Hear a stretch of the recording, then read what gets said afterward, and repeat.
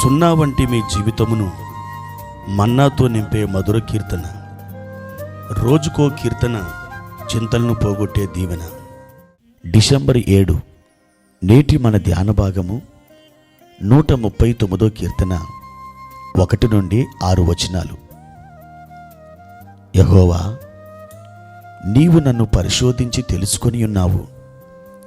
నేను కూర్చుండుట, నేను లేచుట నీకు తెలియను. నాకు తలంపు పుట్టక మునిపే నీవు నా మనసు గ్రహించుచున్నావు. నా నడకను, నా పడకను నీవు పరిశీలన చేసి ఉన్నావు. నా చర్యలన్నిటినీ నీవు బాగుగా తెలుసుకొని ఉన్నావు. యెహోవా, మాట నా నాలుకకు రాకమునిపే అది నీకు పూర్తిగా తెలిసి ఉన్నది. వెనుకను ముందును నీవు నన్ను ఆవరించి ఉన్నావు.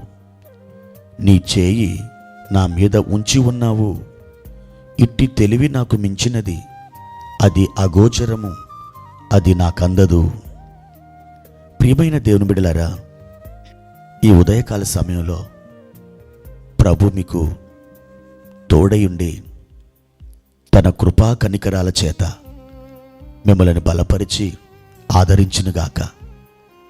ఆ పరలోకపు సన్నిధి మీకు సమృద్ధిగా దేవుడు దయచేస్తాడు. 139 కీర్తన దేవుని యొక్క వైజ్ఞానిక శాస్త్రం గూర్చిన ఒక చిన్న సమాచారం.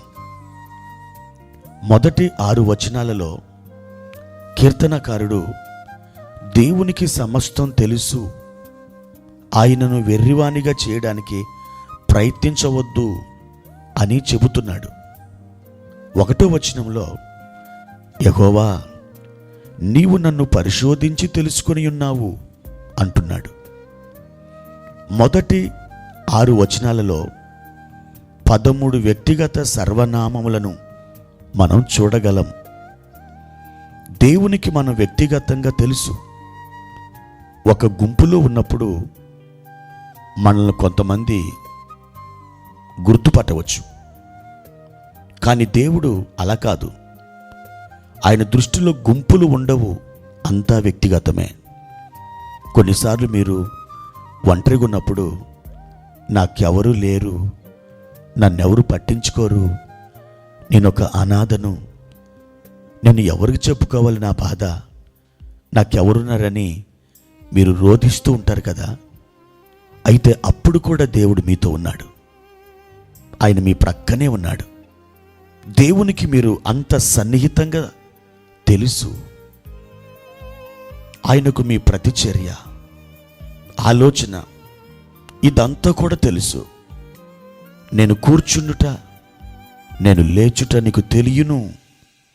నాకు తలంపు పుట్టక మునిపే నీవు నా మనసు గ్రహించుచున్నావు అని 2వ వచనంలో దావీదు అంటున్నాడు. ఆయనకు మీ మాటలు కూడా తెలుసు. 4వ వచనంలో యెహోవా, మాట నా నాలుకకు రాకమునిపే అది నీకు పూర్తిగా తెలిసి ఉన్నది అంటున్నాడు.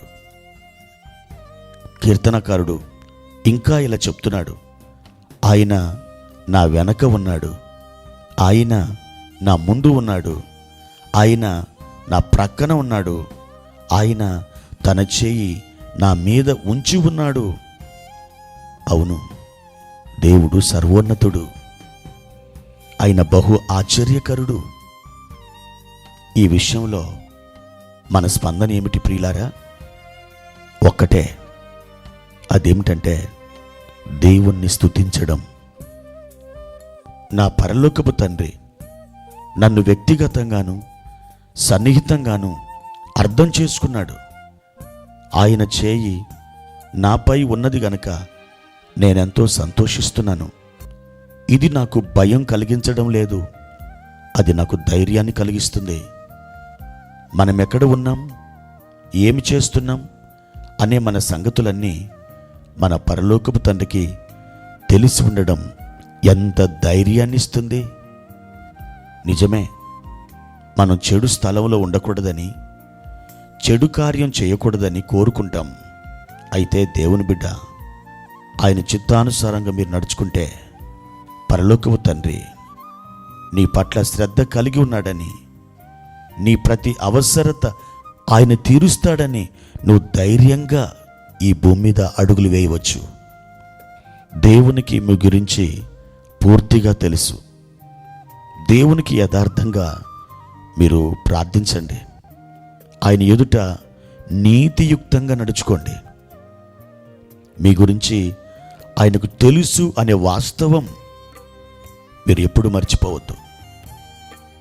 ఈ స్థితి, ఈ పరిస్థితి మీకు ఎల్లప్పుడూ ధైర్యాన్ని కలిగిస్తుంది. మీ గురించి ఆయనకున్న అద్భుతమైన శ్రద్ధ మీకు అర్థమవుతుందా? ఒక తల్లి కంటే, ఒక తండ్రి కంటే, నా అన్నవారు అనుకున్న వారి కంటే ఆయన మీకు అత్యంత ప్రియమైనటువంటి వాడు.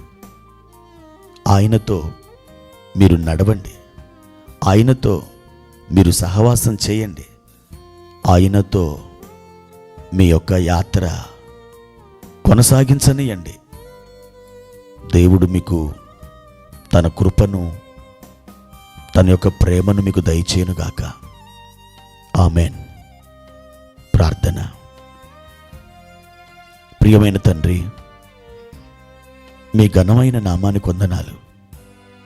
మా గురించి సమస్తం ఎరిగిన దేవుడవు నీవొక్కడివే నాయనా. మా తండ్రి, ఆ మాటకొస్తే మా గురించి మాకు తెలిసిన దానికంటే మీకే బాగా ఎక్కువ తెలుసు. మీకే సమస్తం సర్వము తెలుసు నాయనా.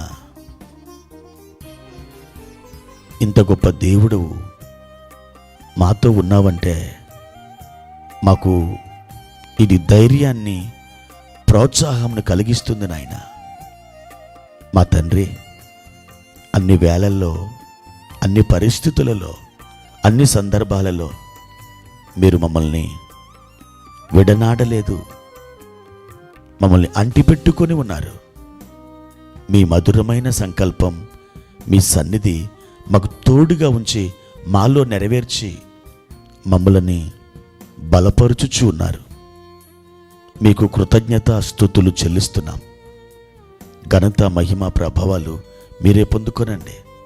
ఇంకను మమ్మల్ని మీ చిత్తములో నడిపించుకొనమని, మీ ఆత్మ యొక్క ప్రవాహాలు మా మీద సమృద్ధిగా కుమరించి నడిపించమని యేసుక్రీస్తు నామమున ఈ ప్రార్థన అడిగి వేడుకుంటున్నాం తండ్రి. ఆమెన్.